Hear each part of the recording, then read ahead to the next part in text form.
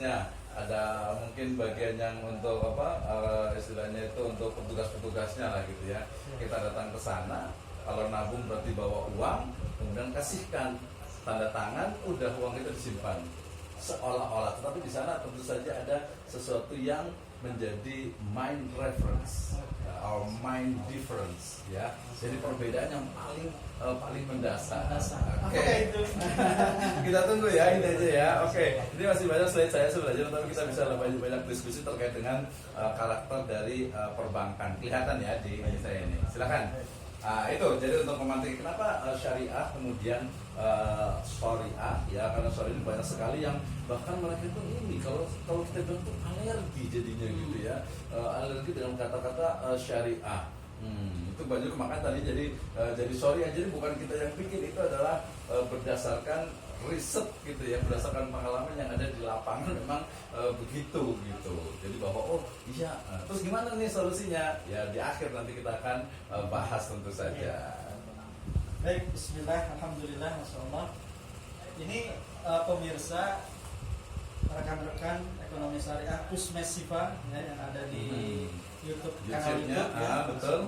Ini sudah banyak pertanyaan. Oh, udah banyak ya? Udah banyak pertanyaan dari teman-teman. Ini kayak ujian ini aja, kayak ujian disertasi baru ya. Sekali. Sedang terbuka ini. Iya, sidang terbuka. Udah tertutup nih. Kalau terbuka cuma ini ya, formalitas. Kalau tertutup ya betul-betul ini. Tapi nggak apa-apa. Kan kita diskusi ya.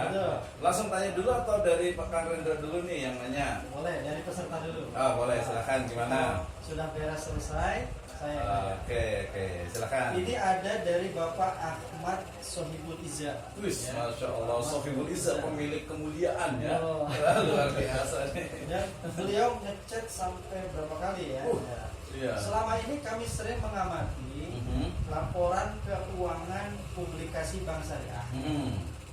Alhamdulillah kami belum menemukan akun pos zakat laba pada laporan keuangannya Bank Syariah itu. Ya. Bank Syariah mana yang punya akun zakat laba? Terus luar biasa. Dan belum ada lagi. Ya, ada lagi ya. Ada lagi. Disalurkan kemana zakat bagi nasabah Bank Syariah? Wih, luar biasa. Kayaknya saya jawabnya dari yang terakhir deh. Itu dulu. Ya, oke, terima kasih. Ya, ini sebenarnya karena saya sebenarnya memosisikan diri sebagai akademisi gitu ya, sehingga kemudian nanti ketika istilahnya ketika menjawab mungkin nanti kita next time di podcast kita ini kita soal undang praktisi ya dari perbankan. Apalagi ini masuknya itu ke laporan keuangan, luar biasa deh. Tapi saya jawab dari yang terakhir, dan ini juga memang jadi kontroversi nih Kang Rendra. Jadi permasalahannya begini, ini pengamatan ya, namanya pengamatan, boleh dong bisa salah bisa benar gitu ya, bahwa bank sebagai sebuah lembaga bisnis yang tentu saja memiliki lembaga hukum, memiliki badan hukum, dia akan terikat dengan peraturan-peraturan, terutama nanti dari peraturan Bank Indonesia. Dan karena lembaga bisnis, difference dengan lembaga sosial. Sehingga kemudian kemudian otomatis bahwa uang zakat yang dikenakan baik itu kepada nasabah ataupun lembaga banknya itu sendiri tidak dikelola oleh bank ya. Tetapi kemudian ini yang jadi masalah nih gitu. Tapi saya selalu ngomong nggak apa-apa, kita harus berani gitu ya. Maju tak gentar membela yang bayar. Bukan membela yang benar lah gitu ya. Membela yang benar lah gitu ya. Jadi gini, bahwa sekarang ini hampir semua bank syariah mereka itu memiliki lembaga amil zakat. Sehingga kemudian uang zakat, infak, sedekah gitu ya. Nanti kalau wakaf agak beda dikit ya. Walaupun juga beberapa bank syariah juga adalah pengelola wakaf uang ya, PWU ya.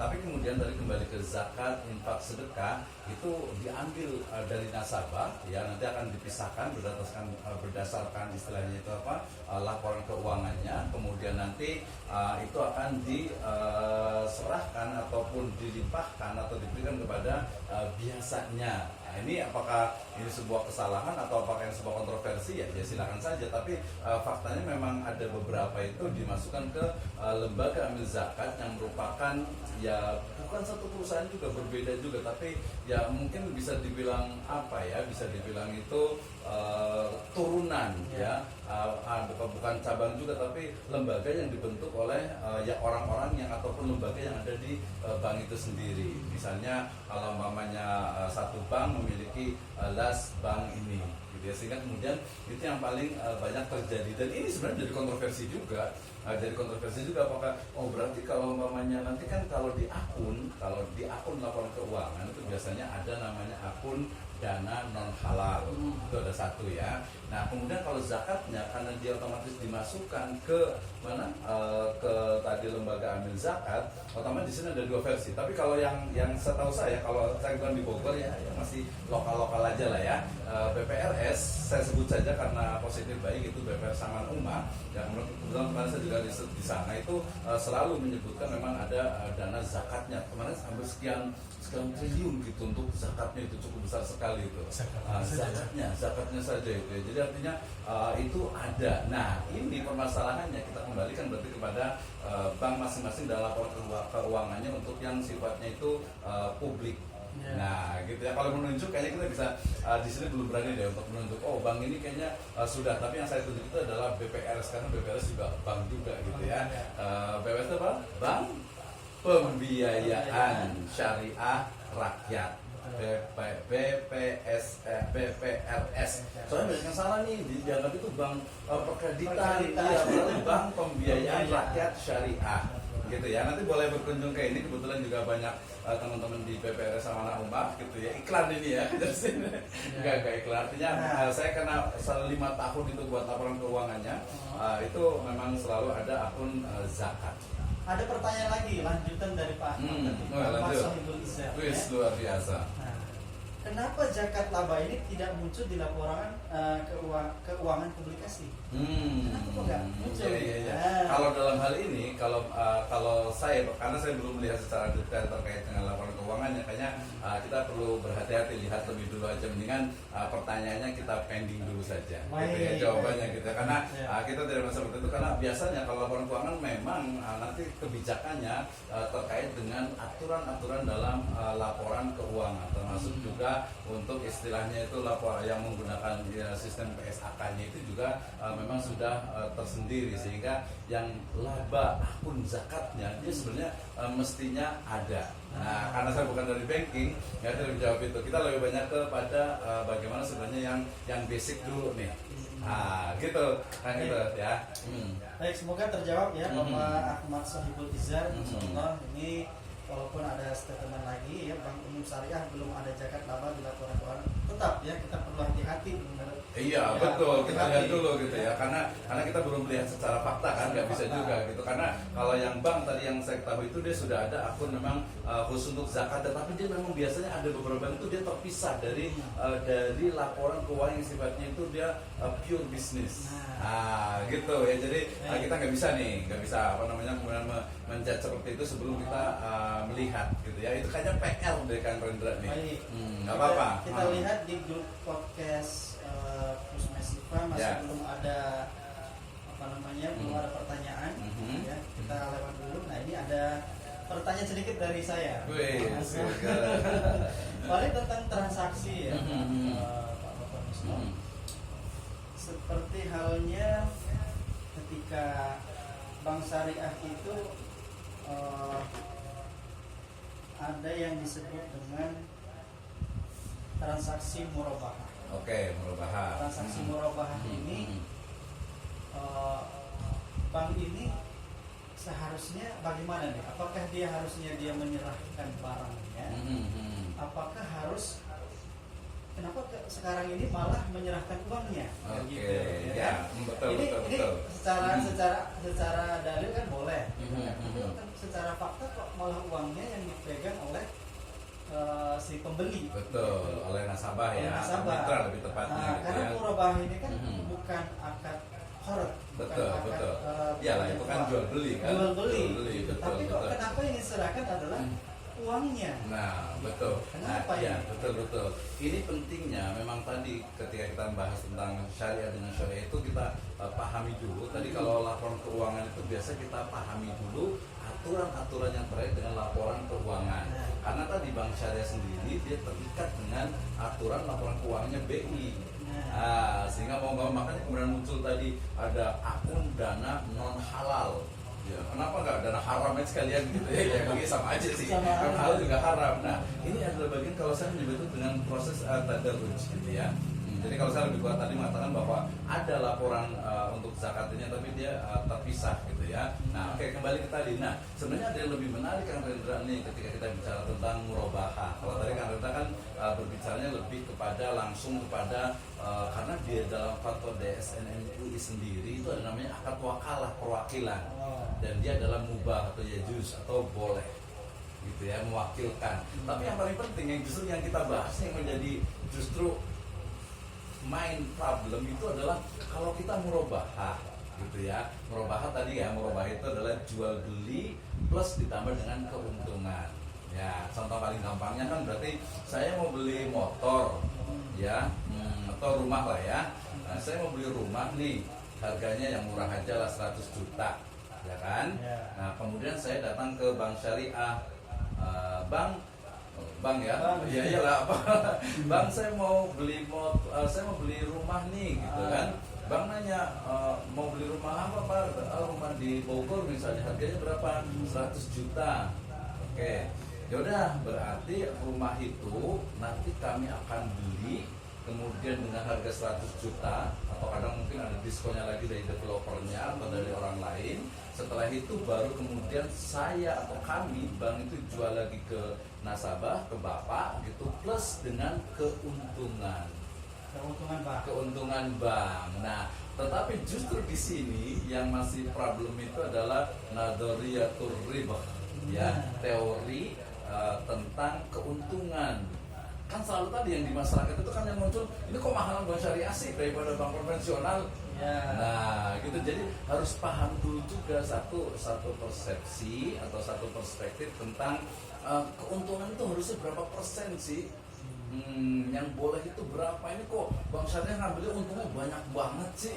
Itu apa ada perhitungan tentang inflasinya atau pukul rata 15 tahun misalnya seperti itu? Iya, keuntungannya flat aja gitu. Nah itu berarti nanti lebih ke teknis di banknya sebenarnya, lebih teknis ke banknya. Tapi intinya sebenarnya saya mau membandingkan, artinya kenapa ya tadi ini kan murabahah ya, ingat ya murabahah ya, nanti beda lagi dengan tabungan nih, beda lagi. Jadi kalau murabahah kenapa ya keuntungan yang diambil oleh bank dalam akad murabahah itu lebih mahal dibandingkan dengan ya bunga yang ditetapkan oleh bank konvensional.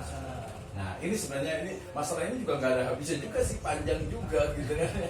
Nah berarti kalau sebenarnya tadi kalau jawab pertanyaan Kang Rendra gampang ya, bahwa ketika nasabah datang kemudian bank sendiri sebagai sebuah lembaga keuangan dia tidak boleh memiliki aset untuk diperjualbelikan gitu ya. Nah, kecuali tadi BPS dan beberapa itu kadang bisa seperti itu ya. Kalau teorinya kan berarti bank itu dengan telepon ke dealer misalnya atau ke developer kemudian bisa, dia sebenarnya kadang ada beberapa juga yang langsung transfer ke ininya, ke developer atau ke dealernya. Tapi ada juga yang beberapa itu yang memang ditransfer dulu ke nasabahnya, ke pembelinya itu suruh beli langsung. Itu bisa kita alihkan langsung saja ke dealer. Bisa. Ya bisa, seharusnya memang seperti itu. Biasanya ada beberapa pola yang seperti itu. Ada satu lagi yang memang ditransfer dulu kepada nasabah, nanti kemudian menggunakan akad wakalah, jadi diwakilkan. Nah di sini juga ada titik-titik kritis juga nih. Biasanya misalnya nih harga rumahnya tadi 100 juta, tapi ternyata orangnya pinter, nawar lagi jadi 95. Nah padahal yang dipakai rumahnya itu cuma 95, masih ada 5 juta. Tapi buat transport gitu ya. Kalau transport masih oke lah ya gitu. Tapi kalau untuk yang lainnya beli rice cooker atau beli apa, nah harusnya yang di bank itu kan yang dicatat itu udah 95, jangan yang 100 gitu ya. Nanti biasa kalau teman-teman yang di misalnya di Baitul Mal, di BMT, di Koperasi Syariah, kemudian di BPS itu dia biasanya lebih fleksibel dan lebih mudah dia biasa. Jadi ketika mau beli HP, ketika mau beli motor yang barangnya kecil-kecil dan memang mudah. Kalau bank tapi memang aturannya itu udah berbeda lagi. Nah gitu. Jadi tadi jelas ya bahwa akad wakalah mewakilkan itu merujuk kepada fatwa DSN itu diperbolehkan. Nah, tadi tinggal titik rawannya adalah jangan sampai ketika harganya 100 juta kemudian yang dipakai uangnya sebenarnya hanya 95, yang 5 juta itu dimasukkan lagi dianggap sebagai harga dari barang itu. Itu titiknya. Titiknya ya. Titik rawannya. Rawannya. Betul. Bisa ya, kita bisa memilih tidak melakukan itu. Iya betul, termasuk nanti utangnya ya banyak juga sih nanti ketika cicilannya berapa, termasuk tadi bank itu ngambilnya berapa sih? Udah kejawab belum Bu? Atau masih banyak pertanyaan nih? Gitu ya. Masih ada. karena nyambungnya harusnya gini, karena ngomongin satu saja murabaha. Nanti kita misalnya gini, tadi kan 100 juta rumah, kemudian berarti mungkin saya pakai DP nih, down payment. Saya pakai DP misalnya 25 juta, kan sisa 75 juta. Nah itu kan dicicil gitu kan ya. Nah dicicil misalnya mulai dari keuntungan yang diambil bank itu berapa ketika saya DP-nya sekian, ketika kemudian tanpa DP, kemudian ketika nanti pembayaran tanggal berapa, kemudian ketika nanti terlambat apakah ada punishment, ada iwat, ya, ada takwid, ada denda atau tidak, kemudian dendanya itu dikemanakan, kemudian yang paling penting suruh denda dulu. Jangan denda dulu. Tadi jadi kenapa sih, kan pertanyaan gini, yang paling penting ini sebenarnya nih, kenapa saya ulang lagi nih biar jelas ya, nanti bisa diskusi, kita bisa kesini dulu sebenarnya. Kenapa keuntungan yang diambil oleh bank dalam akad misalnya murabaha itu lebih besar daripada bunga bank yang ditetapkan oleh bank konvensional? Nah itu menurut saya yang menurut saya yang penting tuh malah. Gitu. Tapi nggak apa-apa, kita loncat-loncat dulu, nggak apa-apa deh. Silakan, ada yang nanya lagi? Masih belum. Nah, ini ada pertanyaan lanjutan tadi. Yang tadi. Tadi menyangkut denda. Denda ya. Gitu. Ya. Ini bank ini kan jargonnya tanpa bunga. Ya betul. Ya, Betul. Tanpa bunga. Seiring waktu ketika nasabah atau si pembeli pembiayaan tadi dalam angsurannya itu dia macet, terlambat, kan? Ini dia harus membayar denda karena keterlambatannya itu. Betul. Nah, keterlambatannya itu. Dari DSN MI ya, saya catat tahun 2000 berapa ya ini ya. Nah ini sangat dijabarkan di situ.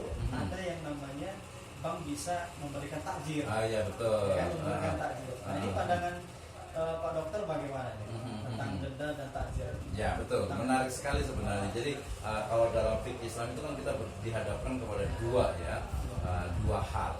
Yang pertama adalah terkait bahwa kullu qardin jarra naf'an fahuwa riba, gitu ya. Setiap tambahan dalam akad qard ya, termasuk secara umum adalah dain, itu adalah riba. Ya gitu kan. Hatta saya membuat sebuah riset juga di 3 bank syariah itu tentang priority banking. Ya, jadi nasabah priority. Nah, kenapa itu kan ada banyak ziyadah tuh, banyak tambahan gitu ya. Nah, akadnya apa nih? Tapi tadi kembali ke kullu qardin jarra naf'an fahuwa riba. Jadi hal pertama adalah bahwa setiap tambahan dalam akad qard yaitu adalah riba yang sifatnya itu adalah dia materi. Itu yang pertama. Sehingga kemudian kalau melihat dari satu ini saja, berarti dia nggak boleh tuh, justru malah nggak sesuai dengan fanadratun ilal maisarah, gitu kan ya. Nah itu yang pertama gitu. Tapi di sisi lain kita nggak bisa nih membaca hadis, membaca ayat hanya satu saja. Ya mungkin ada ayat lain atau hadis lain yang juga mungkin menguatkan atau bisa mengecualikan, bisa mengkhususkan atau mungkin bisa menyeimbangkan. Nah termasuk juga hadis terkait dengan bahwasanya menunda-nunda hutang itu adalah termasuk apa? Zulmun, termasuk adalah kezoliman.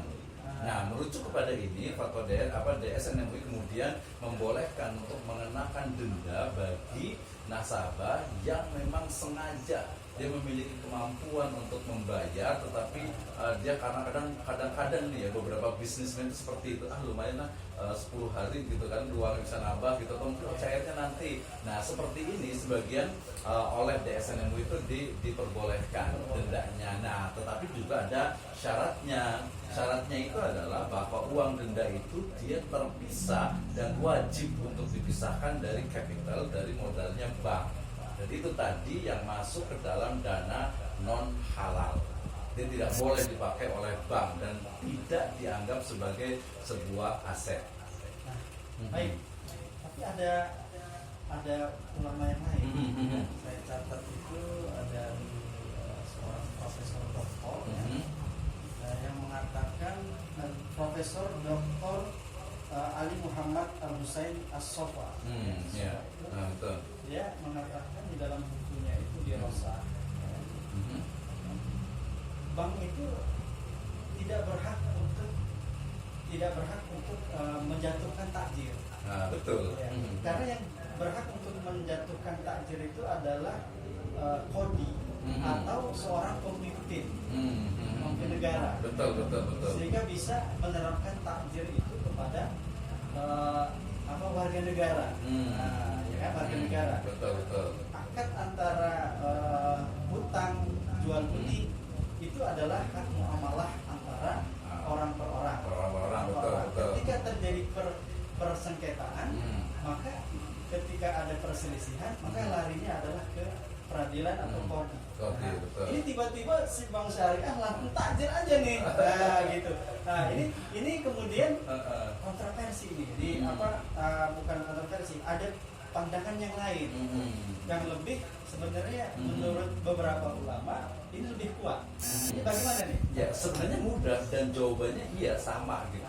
Jadi ketika tadi kita analogikan antara kita sebut saja lah pemimpin umat Islam, Amirul Mukminin lah gitu ya, atau khalifah yang berhak untuk menerapkan takzir gitu kan. Nah kemudian kepada orang yang mungkin tadi menunda-nunda utang padahal dia mampu. Nah oke, dari khalifah kemudian sistemnya, kemudian tadi takzirnya kita pindahkan ke Indonesia dalam konteks Negara Kesatuan Republik Indonesia, bahwa presiden sebagai pemimpin utama memiliki hak ya, adalah beliau presiden itu ya memang haknya ya, hak beliau. Nah kemudian presiden ini terus nanti juga kalau di konteks Indonesia adalah tentu saja adalah DPR ya.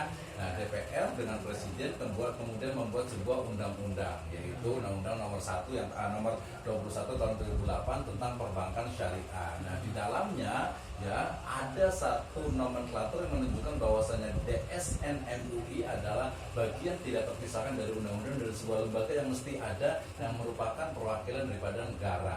Nah, sehingga kemudian DSN sebelum MUI sendiri dalam fatwanya belum mereka itu membolehkan adanya tadi denda itu. Nah kemudian takzir itu ya, atau takwid itu ya. Nah kemudian bank sendiri dengan adanya undang-undang itu juga melaksanakan daripada perintah ataupun aturan-aturan dari pemerintah, dalam halnya adalah presiden dan DPR, sehingga kemudian nyambung gitu ya. Nah nanti kalau terkait dengan sengketanya itu besar, nanti kan ada dikatakan al muslimuna ala syurutihim ya, ketika syarat oke, Anda bayar sekian, nanti kalau umpamanya ada Anda terlambat, Anda ini ya bayar denda, tapi untuk kita ini sebagai bentuk takzir saja gitu kan ya, takzir gitu kan ya. Dan itu ternyata disepakati. Nanti kalau dia terkait dengan sengketa masih di undang-undang yang sama itu kemudian dibawa ke pengadilan agama. Itu dalam besar dan di pengadilan agama itu nanti juga ada yang disebut dengan small claim court sebenarnya itu. Pengadilan agama ya, ya pengadilan agama. Baik, melihat dari Dokter Mistani. Iya, kita beralih ke Dokter Edi nih. Iyalah gantian gitu.